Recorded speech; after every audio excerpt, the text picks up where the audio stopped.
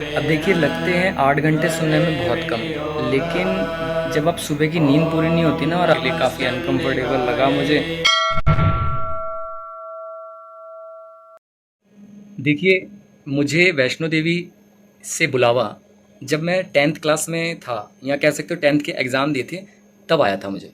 तो 10th से लगा लीजिए आप 2006 से दर्शन कर रहा हूँ माता रानी के। और मैं क्या कर रहा हूँ, आप ये जानते हैं बात कि बिना बुलावा बुलावा कोई भी वहाँ दरबार नहीं जा सकता। तो मेरा सौभाग्य है कि माता रानी ने मुझे, जब एक ऐसा बचपन होता है, जब बच्चों का मन भटका होता है, तब माता रानी ने मुझे बुलावा दिया, और तब से जो मैं जुड़ा हूँ, आज तक जुड़ा हूँ।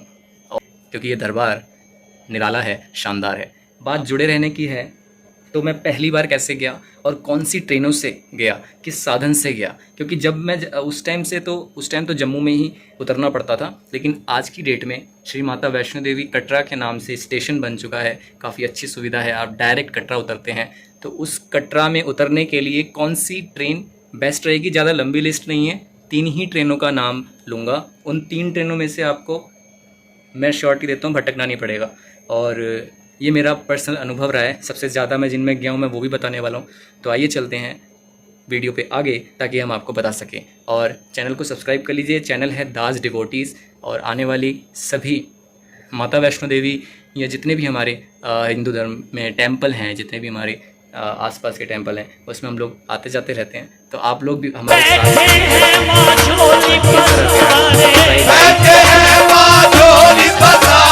रानी आप सब पे आशीर्वाद बनाए रखे। जय माता दी।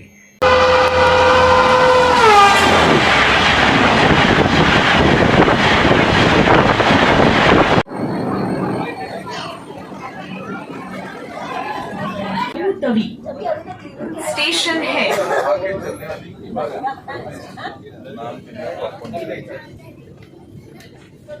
Indian Railways wishes you a happy and comfortable journey. Shri Mata Vaishno Devi के सभी श्रद्धालुओं को जय माता दी।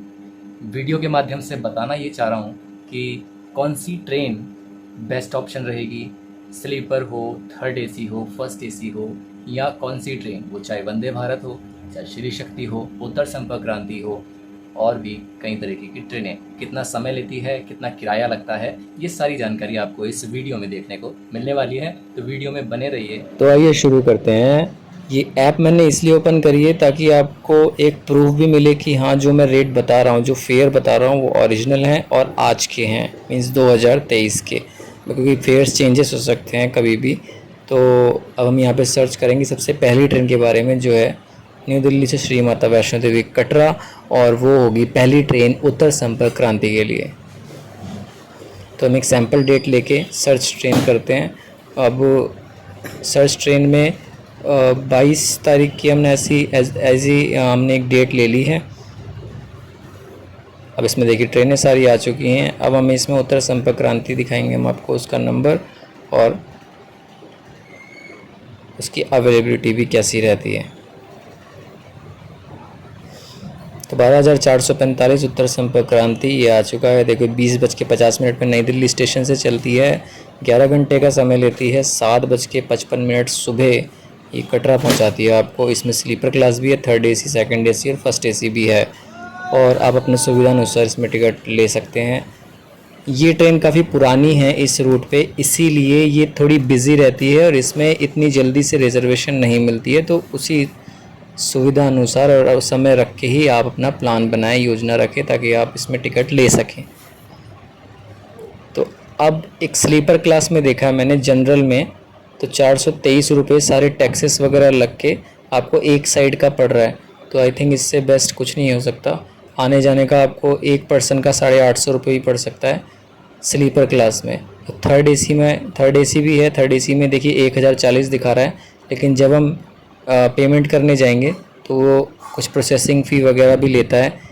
ये तो मैं खुद ट्रेन की टिकट करता हूँ, और जो लोग बाहर से कराते हैं उनके यहाँ पे मेरे ख्याल से 100 रुपये या 50 रुपये जो एक्स्ट्रा लेते हैं, वो अलग चार्जेस जुड़ेगा उनके एजेंट के अकॉर्डिंग। श्री माता वैष्णो देवी कटरा के लिए जो थर्ड एसी के जो कोचेज़ होते हैं, थर्ड एसी के सभी कोचेज़ का लगभग सेम ही किराया है, चाहे वो उत्तर संपर्क क्रांति हो या फिर श्री शक्ति एक्सप्रेस।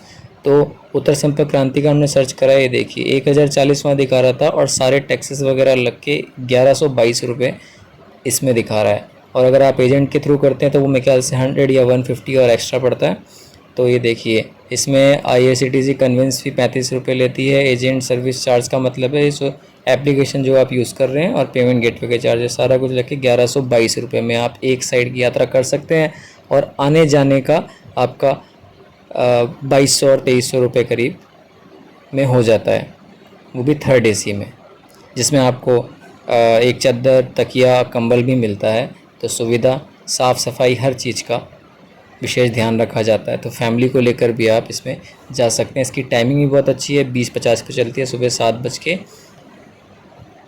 करीब पहुंचाती है।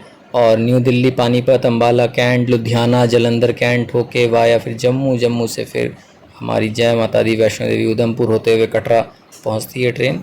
और इसी के साथ अब हम नेक्स्ट ट्रेन के बारे में बात करें। नेक्स्ट ट्रेन है श्री शक्ति एक्सप्रेस। और फिर से हमने एक डेट ले लिया आपको दिखाने के लिए। अब ये देखिए श्री शक्ति एक्सप्रेस का दिखा देते हैं। 22,461 ट्रेन नंबर है। 7:05 पे नई दिल्ली से चलती है और ये सुबह 5:40 पे पहुंचाती है। शाम को 7 बजे चलती है, सुबह 5:40 पे पहुंचाती है। और ये पूरी AC ट्रेन है, इसमें कोई स्लीपर क्लास नहीं होती है। तो जो AC का मैंने अभी आपको बताया, थर्ड AC का, वही इसमें भी फेयर होता है, सेम फेयर होता है। देखिए 1122 दिखा रहा है, उसमें भी 1122 दिखा रहा था। श्री शक्ति एक्सप्रेस, ये देखिए वही सब कुछ, टैक्सेस वगैरह सब कुछ वही रहेंगे। ये भी बेस्ट ट्रेन है वहाँ पे जाने के लिए। अगर आपको आराम करके या सोते हुए जाना है तो इन दोनों ट्रेन से बढ़िया और कोई ट्रेन अभी तक यहाँ से दिल्ली से नहीं है। और वैसे तो स्लीपर ट्रेनें बहुत हैं, लेकिन जो टाइमिंग के हिसाब से बेस्ट ट्रेन है, बेस्ट रूट है। बाकी ऑलमोस्ट सबका किराया सेम है। अब बात करते हैं हम वंदे भारत एक्सप्रेस की। वंदे भारत एक्सप्रेस ट्यूसडे को बंद रहती है, मींस 6 डेज चलती है, ट्यूसडे ऑफ रहता है। तो वंदे भारत एक्सप्रेस में 2 क्लासेस हैं, एक चेयर कार और एक इकनॉमी। एक चेयर क्लास, एक इकनॉमी क्लास करके है, जिसमें 1301 रुपये विदाउट मील, मतलब बिना खाने के होता है। और जो एग्जीक्यूटिव क्लास है, एग्जीक्यूटिव क्लास का है 2636 रुपये, जिसमें वो जो सोफ़े जैसे कुछ होते हैं, काफ़ी कंफर्टेबल सीट्स होती हैं, वो फोल्ड भी हो जाते हैं, मूव भी हो जाते हैं।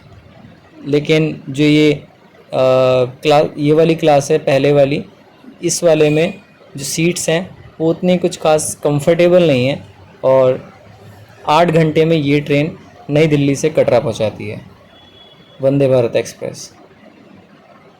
ये देखिए जब आप इसको अपने हाथ से करेंगे तो 1408 रुपये करीब लगता है। अगर आप किसी एजेंट से कराते हैं तो 1500-1600 रुपये करीब वहाँ से लगता है।